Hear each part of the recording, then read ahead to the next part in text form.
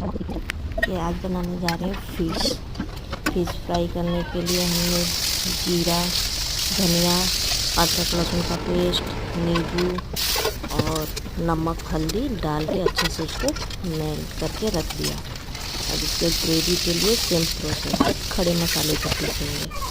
एक साइड में फ्राई कर रही हूँ, दूसरे साइड मसाला बना रही हूँ कभी, फिर उसको रेडी करेंगे।